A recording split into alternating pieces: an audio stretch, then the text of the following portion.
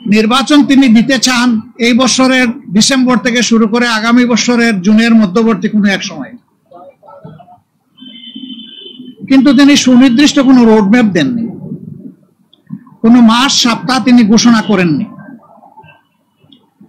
এটাকে কেন্দ্র করে বিভিন্ন ধরনের দাবি এই নির্বাচনের রোডম্যাপের ব্যাপারে আছে। আমাদেরও কিছু রিকমেন্ডেশন ছিল,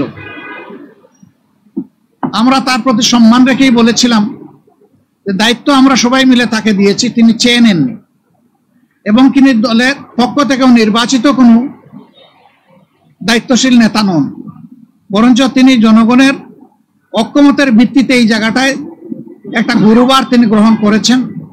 তাকে আমরা তার সম্মান বজায় রেখে দেশের স্বার্থটা তিনি দেখবেন, সেটা আমরা সবসময় বলে আসছি। আমরা আজকে ওই ব্যাপারে কথা বলেছি, আমরা বলেছি দুইটা বিষয় স্পষ্ট করা দরকার। একটা, নির্বাচনটা কখন হবে, আপনি যে সময়সীমা দিয়েছেন এর ভিতরেই জনগণের কোনো ধরনের বড় ভোগান্তি না হয়ে একটা কমফোর্টেবল টাইমে এই নির্বাচনটা হওয়া উচিত আমরা মনে করি। আর 2 নম্বর, আমরা বলেছি এই নির্বাচনের আগে অবশ্যই সংস্কার এবং দৃশ্যমান বিচারের কিছু প্রক্রিয়া জনগণের সামনে আসতে হবে।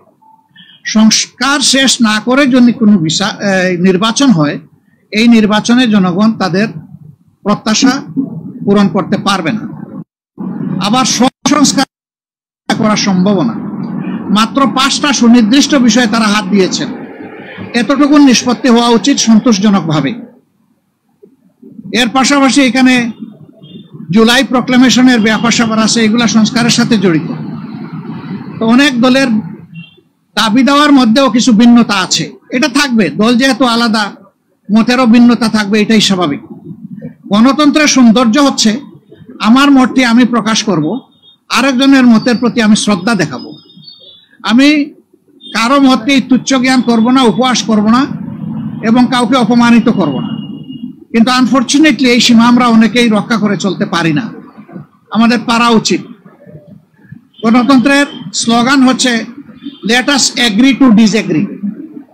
আসো আমরা এক হই যে আমাদের ভিন্ন মত প্রকাশ করার অবকাশ আছে, সুযোগ আছে।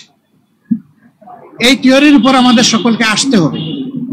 আমরা বিশ্বাস করি সমস্ত দলই দেশকে ভালোবাসে, ভালোবাসার জায়গা থেকে দায়িত্ববোধের পরিচয় দিয়ে আমরা সবাই যদি এগিয়ে আসি এবং আমরা যদি সংস্কার প্রক্রিয়াকে অর্থবহ সহযোগিতা করি, তাহলে একটা অর্থবহ সংস্কারের মধ্য দিয়ে একটা অর্থবহ নির্বাচন নিশ্চিত হতে পারে ইনশাআল্লাহ। আমরা সেই দিনটির অপেক্ষায় আছি।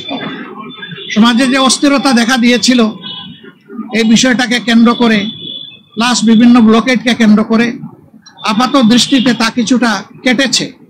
আমরা এর স্থায়ী নিষ্পত্তি চাই এবং আমরা মনে করি যে 2টা রোডম্যাপ ঘোষণা করলেই তার অনেকটাই সমাধান হয়ে যাবে। একটা হচ্ছে সংস্কারের রোডম্যাপ, আর একটা হচ্ছে নির্বাচনের রোডম্যাপ। এই দুইটাই অতীব গুরুত্বপূর্ণ বলে আমরা মনে করি। আপনারা আজকে এখানে এসেছেন, আপনারা ইতিমধ্যে বিএনপির বন্ধুরা এসেছেন, তাদের কথা আপনারা শুনেছেন, আমাদের কথা আপনারা ধৈর্য ধরে শুনলেন। এই জন্য আমরা আমাদের পক্ষ থেকে আপনাদের প্রতি কৃতজ্ঞতা জানাই এবং ধন্যবাদ জ্ঞাপন করি। আমি আপনাদের সাথে আমাদের আরো অনেক দেখা হবে, কথা হবে ইনশাআল্লাহ। আজকে আরো হয়তো আপনারা কথা শুনবেন, আরেকটা দল তারা ঢুকেছেন, তারাও বের হলে তারা তাদের কথা বলবেন। আমরা দেশকে আমাদের ভালোবাসার জায়গা থেকে, বিবেকের দায়বোধের জায়গা থেকে যেটা উত্তম মনে করি সেই ব্যাপারে কাজ করতে আমরা দৃঢ় প্রতিজ্ঞ। ন্যায় এবং সত্যের পথে আমরা অবিচল থাকব, দেশের স্বার্থটাকে আমরা বড় করে দেখব, এটাই হচ্ছে আমাদের অঙ্গীকার। আপনাদের সবাইকে ধন্যবাদ।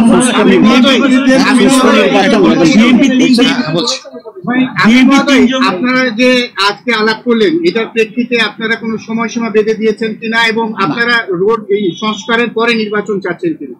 অবশ্যই সংস্কারের পরে সবাই নির্বাচন চায়, আমরা শুধু এর আগের দল বলেছে যদি তারা নির্বাচন ক্ষমতায় যায় তাহলে তারা সংস্কার কন্টিনিউ করবে এবং আওয়ামী লীগের বিচার কন্টিনিউ করবে।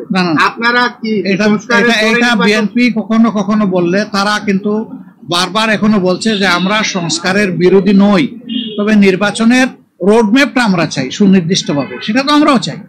কিন্তু আমরা কোনো সময় বেঁধে দেইনি, আমরা কমফোর্টেবল 2টা টাইম আপনাদের মাধ্যমেই জাতিকে জানিয়েছি। যদি সংস্কার শেষ হয়ে যায় তাহলে ফেব্রুয়ারির মধ্যভাগে এটা হতে পারে। আর যদি সংস্কারের ভিতরে শেষ না হয়, আরেকটু সময় লাগে, এরপরেই যেহেতু রোজা শুরু হয়ে যাবে, রোজার পর হতে হবে, তারপরে এটাকে টেনে লম্বা করলে কোনো সুষ্ঠু নির্বাচন করা সম্ভব হবে না।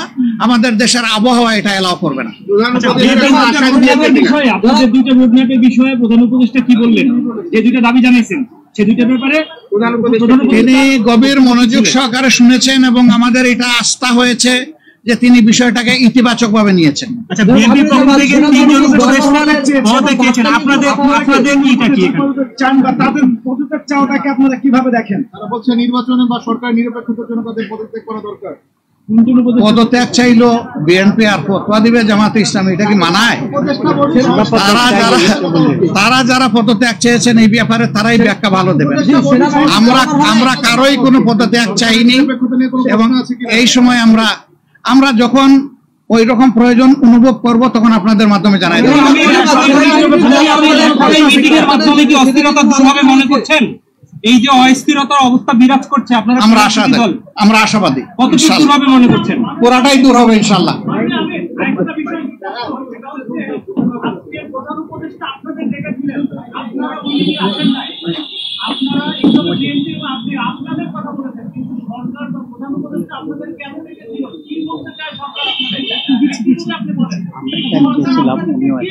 এটা ঠিক, আমাদের ব্যাপার আর বিএনপির ব্যাপারে একরকম না, একটু ডিফারেন্স আছে। আমরা কিন্তু নিজেই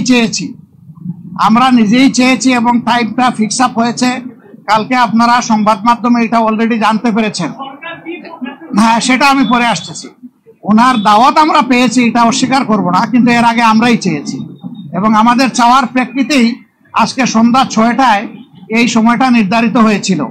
আমাদের অন্য একটা দলীয় কর্মসূচি থাকার কারণে আমরাই চেয়েছিলাম যে আমাদেরকে আরো 2 ঘন্টা পিছিয়ে দেওয়া হোক। সে আমাদের অনুরোধের প্রেক্ষিতেই 8টা ফিক্স করা হয়েছিল, যদিও 8টায় আমরা শুরু করতে পারি নাই, একটু পরে আমরা শুরু করেছি।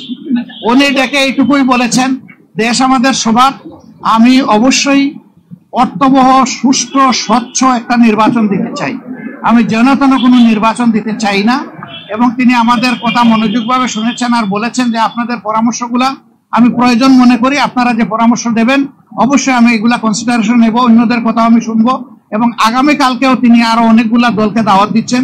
Follow us on Facebook, subscribe our YouTube channel, get the latest update on www.daily-sun.com.